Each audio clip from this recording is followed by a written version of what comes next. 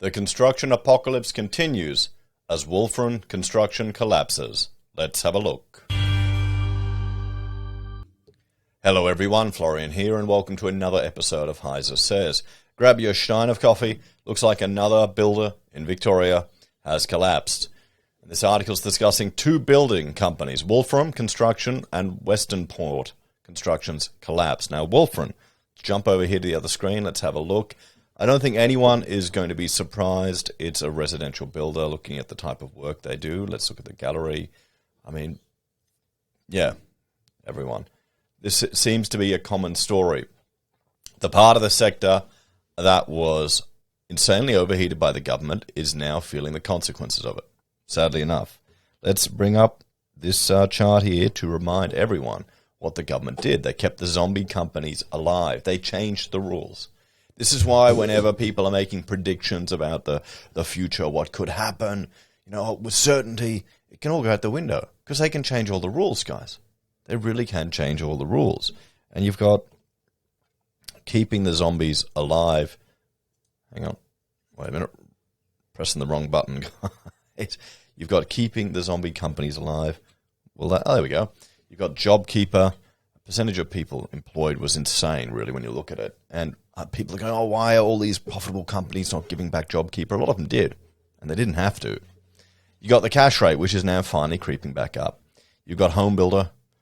You've got first home ownership grants. We've now got 5 and 2% loans. You've got super withdrawals. Negative gearing is just part of our culture. It's the main tool people see how to get ahead in this country. But then again, we've had 30 years without a real recession. And if you have a look at the blue line there with building approvals, you can see the spike in building approvals caused by the government intervention, which was the home builder. They overheated housing, guys. And now we're starting to see the consequences of this because these companies, these building companies, have never had to deal with inflation in living memory. Really. Not like we're seeing now. And, well, it's a sad story. So let's have a look at this. 2 Victorian builders have gone into liquidation, with one impacted homeowner spending $300,000 for a half-finished house. Yeah, well, I mean, if that's the problem is getting someone to come in and take over the job is always going to be a nightmare. That's the problem.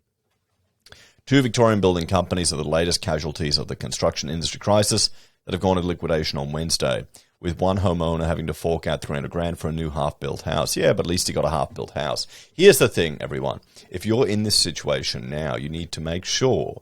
I mean, there's nothing wrong with paying $300,000 for a half-built house if the entire construction cost is $600,000 or less. Maybe it's $700,000. Then you're doing ahead. Don't pay anything else. You'll get progress requests every month, and you'll need to make a progress payment to the builder. If you can contest that. If you don't think they've done enough work, you can hire another builder, you can hire a QS or an estimator to come out and check what they're claiming is fair and reasonable. That's what you should do if you're worried, everyone. Just make sure you don't overpay. You've got your money sitting aside for the rest of the job if you need to get another builder, and then that's what you'll have to do. The first company, Wulfrun Construction, went into voluntary liquidation with insolvency firm BDO Australia appointed as administrators. Dad of 2 Mark, who did not want his surname used, is one homeowner who's been impacted by the construction company's collapse after signing up to build a new home last year for a fixed price of $660,000. Well, he's paid less than half. The original home in the suburb of Newport has been in Mark's family for 40 years and was demolished to make way for a new 2-story, 4-bedroom house. Mark said he was happy with the builder, who, despite delays to the expected December 2021 completion date, had the slab laid and the framing done in the house, but then work stopped around April last year. Oh, no. The mortgage broker said the builder was upfront about cash flow problems, and Mark was happy to pay out an estimated $50,000 extra for the project to continue. Okay. That's I can understand why you'd want to do that, but, well, that's the risk you take. Yeah, it's probably not the smartest thing to do, but if you rather than having the whole project fall over, I can see why you do it. But the dad, whose 2 kids are aged 12 and 9, claim other homeowners working with Wulfrun Construction weren't willing to do the same, and they shouldn't be. They shouldn't be. That's ludicrous to expect that. Yeah. Okay. He now finds himself in a desperate situation and said it's absolutely devastating. Yeah, oh, mate, you'll be fine. Just hire someone else to finish off the place. Come on.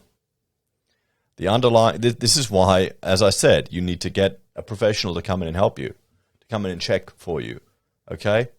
Even another builder. If you know another builder that's mates with you, ask them to have a look over it. Or maybe a tradie, I don't know. I think an estimator would be better. Maybe a building designer or an architect, if they've done enough residential stuff, you know? Or you could do it yourself. You go there and you say what they're claiming, and then you go and measure and check to make sure what they're claiming has actually been done. And the trades are probably going to be a lot more expensive than you'd imagine. And you'll see a lot of the money spent underground. The underlying feeling is that fear of losing your home. The piece of land has been in the family since the 80s, when you grew up and spent your childhood. That's the guilt of demolishing a house that effectively needed to be demolished. It was built 70 to 80 years ago. It was essentially a weatherboard house and needed to be updated. But having young kids is pretty disruptive, he told news.com.au. I don't understand. What do you mean? You just get in there? Oh, okay. For those of you that don't know, I literally have a house up on Jenga blocks right now. And all my pile caps, screw piers, the little concrete caps I'm putting on top, they're all full of water. So we're just chipping away at it. We moved out of the home in February 2021 into a rental. But the owners wanted to take the property back to renovate, and so we moved to this place. We moved twice in a period of about 5 months, which was really disruptive. Throw in COVID and homeschooling, it's been pretty difficult. This sounds very similar to our story, but we've been fortunate we haven't had to move. And we've been homeschooling before it was cool. Before it was cool, so it's easy. Like proper homeschooling, not the stuff where you go to a normal school and they just send you homework. Mark has been scrambling to find a solution to keep the frame covered, so it isn't destroyed by bad weather, particularly as he doesn't know when he can get another builder. He thinks he'll need to pay $3,000 to keep it covered. I guess. I mean, get out there, mate, with a tarp, cover it up, put some, bolts down on the side, bolt it down, hammer it down. $3,000 ain't that much for a $600,000 build. But the 48-year-old said he feels no anger towards Wulfrun Construction as he recognizes the unprecedented situation the construction industry is experiencing. So he's got his head screwed on then. He added he isn't owed any money from Wulfrun Construction, and he understands the builder was dipping into his own life savings to try and keep things running. Yeah, this is what we're going to hear more and more, guys, where the builders, they're probably keeping the companies going longer than they should. They're probably trading while insolvent. Honestly, they're probably taking out their own money to keep their business going, thinking, okay, we'll just get over this hurdle so we can get to the next one. It's sad. And if you're in that situation, if a builder happens to be watching this and you're in that situation, you can dig yourself out of a hole. Don't do anything rash. Think of your family. Don't do anything. It's just money. Just money in a building company. You can start again. Okay? Don't do anything stupid. The exorbitant increase in cost to continue building, yes. But Mark now faces exorbitant costs to continue the build. He feels let down by the insurance system, which he said failed to cover the nightmare situation, with the dad fearing his family could face financial ruin. The insurance is inadequate. Your standard domestic builder's warranty insurance is 20% of the contract price. So in my case, we got covered for $131,000. My contract says I have $360 left to complete the house. The reality is, it's more likely to be $550 plus additional rent. So you can see how inadequate the insurance is.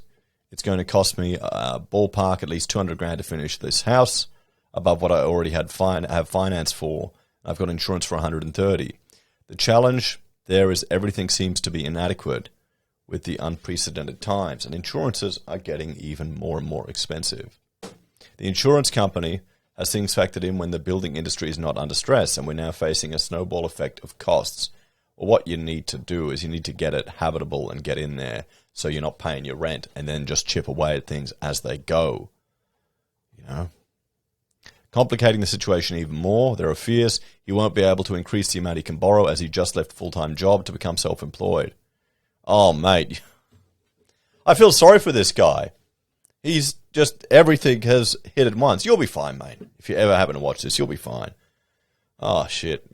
Who can relate to this? He's also worried about engaging another builder who could go bust. Can he go own a builder and manage the process with trades directly? That depends on the bank. This is the problem. The banks won't lend for you to own a build. So, he could engage a roofer himself, or maybe he goes cost plus with a builder. You can't do that in Queensland. We need to make changes. The way we approach these things needs to change. We're fighting up. Mark added his 12-month interest-only period for a loan is expiring next month too, which means repayments will go up on his half-built house. We're fighting an uphill battle. The house won't be finished if we go back through a registered builder and insurance, he said. It will be 18 to 24 months before it gets finished, so that's 2 years from today. That's 60 grand in rent. There you go. BDO, the liquidator of Wulfrun Construction, declined to provide any details to news.com.au on the company's outstanding debt, how many creditors were impacted, and what went wrong for the business. The liquidators are gathering background information regarding the company's affairs and have liaised with the building insurer regarding the company's outstanding projects. An update will be provided in the first report on the 8th of June 2022. We're unable to make any further comments at this stage. So, significantly impacted. And here we have another company here, Western Point Constructions Proprietary Limited, and I think we'll go through this one in another video, guys. There's one thing I want to start collecting, and I want to ask your help as the viewers of the channel. Now, I've got a Google Docs, and I want to start collecting information about all of these liquidations that are happening, or these builders that are collapsing, and I will share a link to this. And if you find anything, please let me know. Put the information in here so I can start to catalog it. The idea is I want to start mapping this so we can get a geographical representation of where these builders are all going under or where they're in trouble. And then we'll compare and contrast that to the data we're getting from other sources to see what's going on here. Because this construction apocalypse, it feels like the majority of them are in the home residential area. It's the home builder sector. It's the home builder sector that was completely juiced up by the government. So I'll put a link to this, guys. And please, if you know of anything, whack it in here to let me know. And, I'll start mapping and I'll do a live stream about it. But I'll put the link in the pinned comment for this video. Anyway, let's have a bit of a talk. The main issue is what to do if you're in the middle of a project and you're worried is to, don't let fear get to you. Have frank and open discussions with your contractor and don't overpay. Just don't overpay. Make sure you pay for stuff that's actually gone into your building. That's nailed down and glued down. That's the only suggestion I'd give at the moment. We'll get Rachel's planning to do a video on. We're going to flip the other channel over and give that for Rachel, and she's going to look at some more detailed content about this topic when she gets free time. We'll see when that happens. Life of a busy family. Anyway, guys, another sorry example of a builder going under. I hope they're okay. Take care. Thank you all for watching. If you want to support the channel, there are a few ways you can. You can support us financially via YouTube or Patreon, use our referral links, buy our pocket squares, or contact us if you need an architect. Take care, everyone. Have a great day. I'll see you all in the next episode of HeiseSays. Bye for now. I've got to get a new coffee. Running out. How many builders are putting their own money into this?